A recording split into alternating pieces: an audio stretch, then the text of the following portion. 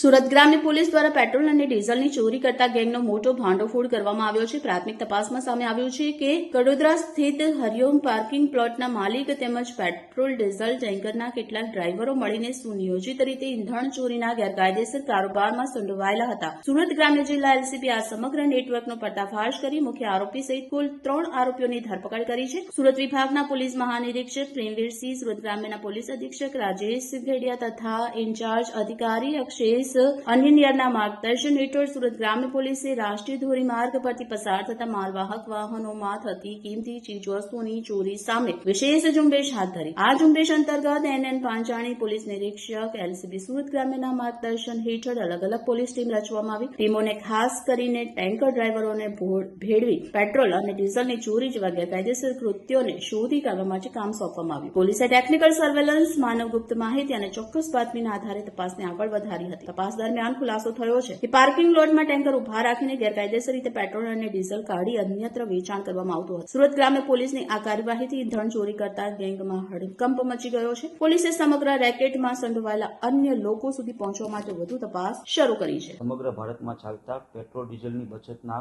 મહાઅભિયાન અંતર્ગત કોઈપણ જગ્યાએ કાળાબજારી કે સંગ્રહખોરી ન થાય તે માટે ઉપરી અધિકારીશ્રી દ્વારા સૂચના આપવામાં આવેલ હોય, જે અનુસંધાને સુરત ગ્રામ્ય એલસીબી ટીમ દ્વારા માણસો અલગ અલગ ટીમો બનાવી વિસ્તારમાં હતા. તે દરમિયાન માહિતી મળેલ કે કડોદરા ખાતે આવેલ હરિઓમ પાર્કિંગમાં ના માલિક નરેન્દ્ર કુમાર બધેલ તથા તેના સાગરીતો સાથે મળી પેટ્રોલ ડીઝલના ટેન્કરના ચાલકોનો સંપર્ક કરી પોતાના પાર્કિંગમાં લઈ જઈ અને ત્યાંથી પેટ્રોલ ડીઝલની ચોરી કરે છે. જે માહિતીના આધારે સદર જગ્યાએ રેડ કરતા નરેન્દ્ર બધેલ, મુખ્ય સૂત્રધાર મનોજ સેવક, એમના સાગરીત અને સુજીત કુમાર ટેન્કરના ચાલક નાઓને સ્થળ પરથી પકડી પાડેલ અને તેઓના વિરુદ્ધ કાયદેસર કાર્યવાહી કરવામાં આવેલ છે. હાલની પરિસ્થિતિને ધ્યાનમાં રાખી 28,200 લીટરનું પેટ્રોલ ભરેલું ટેન્કર ઇન્ડિયન ઓઇલ કોર્પોરેશનને પરત સોંપવામાં આવેલ છે. સદર નેટવર્ક કેટલા સમયથી ચાલતું હતું અને આ પેટ્રોલ અને ડીઝલનો વેચાણ કોને કરવામાં આવતું હતું અને આ સિવાય બીજા કોણ સંકળાયેલા છે, એ સમજો અંગે વધુ તપાસ કડોદરા પોલીસ કરી રહેલ છે.